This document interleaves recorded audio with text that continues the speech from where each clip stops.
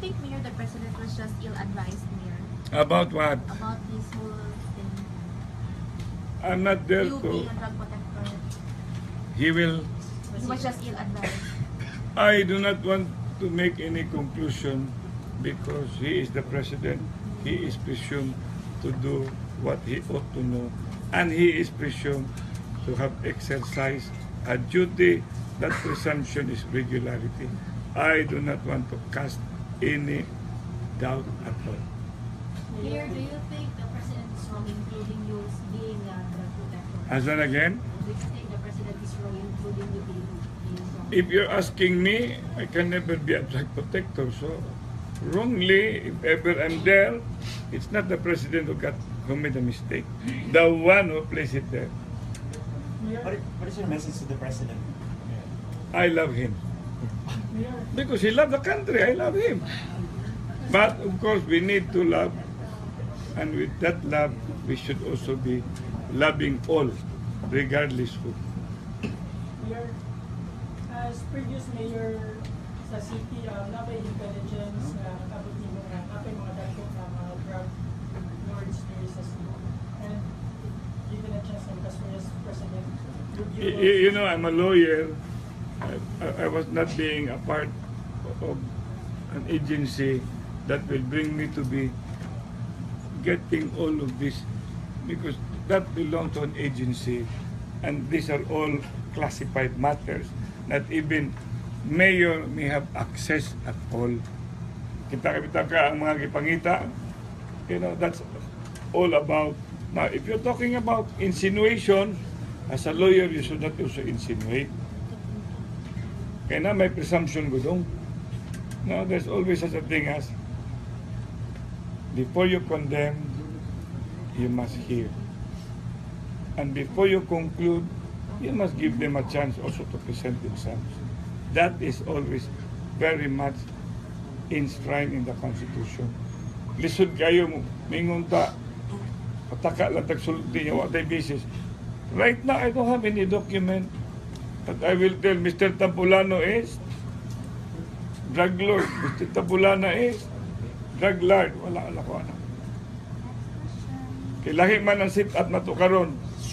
Philippine National Police belong to the national. Inig about dito sa mayor at that time, maglalis pa. Kung mo kabantayan na, maglalis pa.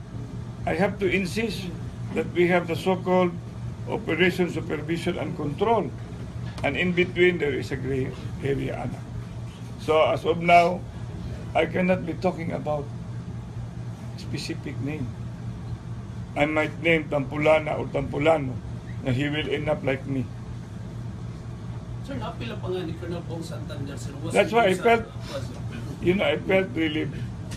Because Bong has been at Charter Week. Charter Week.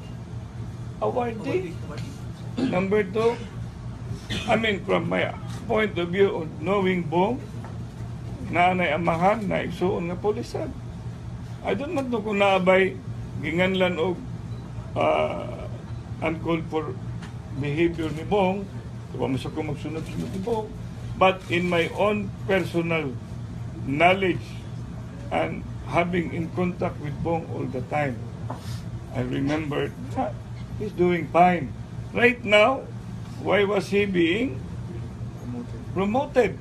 If he is deserving of being where he is right now. Mabitaw na nga ganahan kumutanaw, sa man yung dokumento ha? Basi kanin dokumento ha? Dokumento ni sa panahon nila ni? Yes, you said it. Panahon sa mga tao, suraw ni? That's it. Because, if I recall, makita bitaw doon ninyo, panahon na, sa mga drama ato, Romana is a drug protector. That's why he has to be released. Guinape has to be transferred so that the people can come in. Kappa has to be brought so that the people can come in. And then Betincela has to be removed so that the people can come in. So who is handling the peace and order? directly. Ikuha mo, it's DILG, the Office of the President, and whoever are very much liberal in personality at that time. Next. What have you done, Mayor, in your 6 years, 6 years na as a mayor? What have you done to curb illegal drugs? So, you better ask Edgar and you better ask Joy because there are records. They were there already. Joy from 1998 to 2000. Yeah, Edgar until today. You know, talking about, wow, when we give all this sakyanan, etc., etc., etc., etc., you know, they have mandates, a peacock, they run after the. And then there was such a time when I became the acting mayor, we arrested the number one wanted. So, you know, it would not be fair also that during that time we did not think. Okay? What else? Mayor, personally, do you know Mayor Espinosa of Alvera? I just know him when I was asked with Vice Mayor Ongab, and then I was being directed from the National Duterte that there is going to be a candidate who will carry UNA. So, I just raise your right hand and repeat after me. Plain and simple. So, what will that be a connection with? When you probably want to ask, have I been there in that place? No. Next. Tungod daw ko no, Mayor, ang friendship ninyo ni Alvera Mayor. Friendship. Kay mo Did we reason embrace sa wala each ko other? nakuan katong drug lord nga naa sa hipodromo, Mayor. I have no. Sa tinuuray, I didn't even know. Nobody told me that that fellow is a. So therefore, why should it be connected to me? It's the most unfair when I only, just like anyone, kapitan na nga luoy ka ng uban, nagpakudak ni na police, then they will end up na police. Kuha mo, pasabot na ko. But, you know, accusation should be with connection. Accusation should be with basis. There's no basis at all.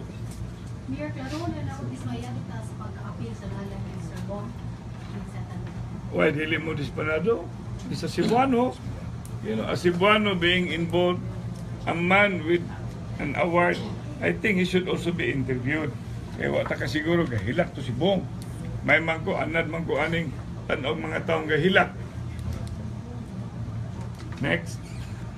Did we hear from Vice Mayor and maybe Presidente sa IBC, sir? Honorable Vice Mayor. Acting Mayor. Acting Mayor. Kasi mong kay ni Vice. Well, of course, I'm deeply saddened to know Mayor Rama. I've known him and his family to be God-fearing, God-loving, and law-abiding citizens.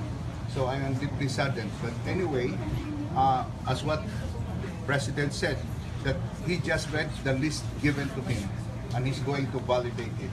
And in fact, if I'm not mistaken, although I have not heard the President, there was like a mention in a statement when he said, I could be wrong. So that this just given to him, it was a list just given to him. And that list could come from anyone or anybody else. And I think the mayor should see the president. The mayor, I think, because the president said it was just a list given to him and I could be wrong. But if you ask me on a personal note, I've known Mayor Mike Rama to be a law-abiding citizen, a God-fearing person, just like his family. So I am deeply saddened. I am shocked. I could not believe it. Yes, we share the same sentiment with the acting mayor. Kami mismo, we're shocked and we're saddened about all of this. And I know Mayor for so long a time. I've been working with him as his chief of staff. And this is too much. We don't believe this. The mayor is very good. And as vice mayors have said, he's God-fearing. He knows what he's doing, and we know, that's why we are here, all of us here. We came here all the way to express our support to our mayor because we know fully too well na wa gyud siya involvement aning illegal drugs. So we will continue to support the campaign of the President on the fight against illegal drugs. In fact, as ABC President, we have a series of command conference with the station commanders and in fact with the regional director of the PNP.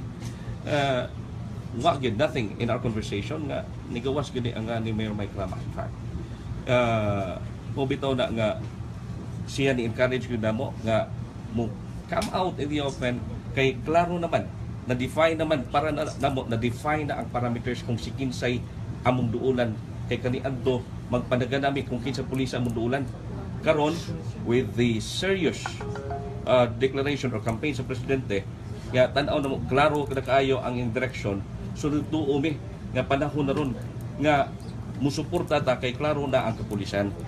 So that's why nangayo gyud mi sa blessing ni Mayor Mike Rama iya mingi tagaan gyud sa tanang blessing kay kung drug protector pa or involved pa si Mayor Mike Rama ana di siya tugot namo ani nga dapita.